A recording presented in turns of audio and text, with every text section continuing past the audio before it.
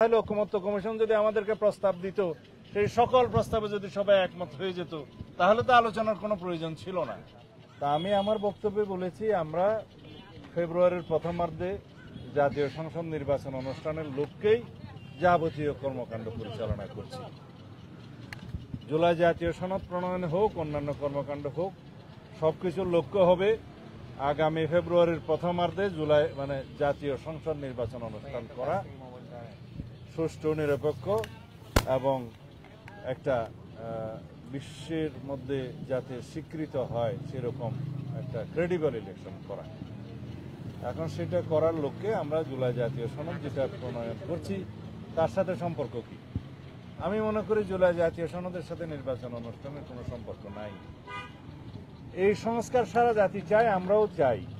এই সংস্কার যেই দলই ক্ষমতায় আসুক বা জাতীয় সংসদে যারাই মেজরিটি পাক, তাদেরকে এটা বাস্তবায়ন করতেই হবে।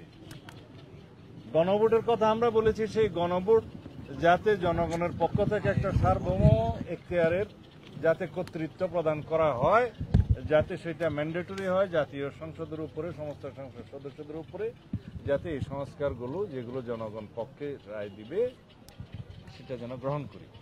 কথা থাকলো জুলাই জাতীয় সনদে কি কোনো প্রশ্ন থাকবে?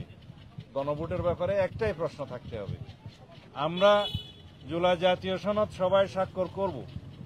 যে সমস্ত বিষয়ে ভিন্ন মত আছে, নোট অফ ডিসেন্ট আছে, এগুলো একদম পরিষ্কারভাবে দফাওয়ারি উল্লেখ থাকবে কি কি বিষয়ে কি কিভাবে নোট অফ ডিসেন্ট আছে। কারণ নোট অফ ডিসেন্ট দেওয়ার এখতিয়ারের জন্যই তো আমরা ঐকমত্য কমিশনে আলাপ আলোচনা করেছি।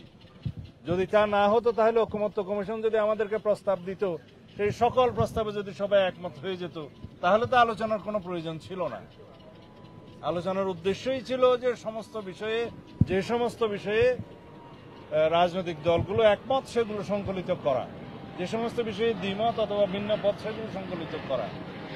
এখন আমাদের সিদ্ধান্ত হয়েছে জুলাই জাতীয় সনদ স্বাক্ষরিত হবে উইথ নোট অফ ডিসেন্ট, যে সমস্ত বিষয়ে ভিন্ন মত আছে সেগুলো স্পষ্ট করে উল্লেখ করা সহ।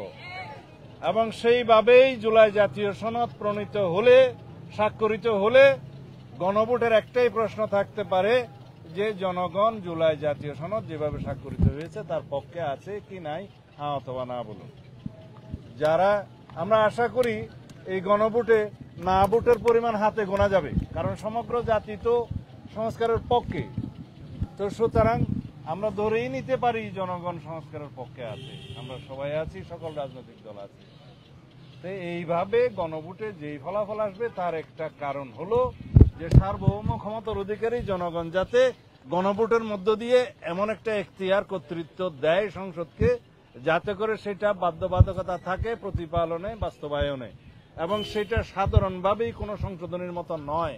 সেটাকেই বলা হচ্ছে কনস্টিটিউয়েন্ট পাওয়ার, গাঠনিক ক্ষমতা সেই সংসদকে দেয়া হচ্ছে।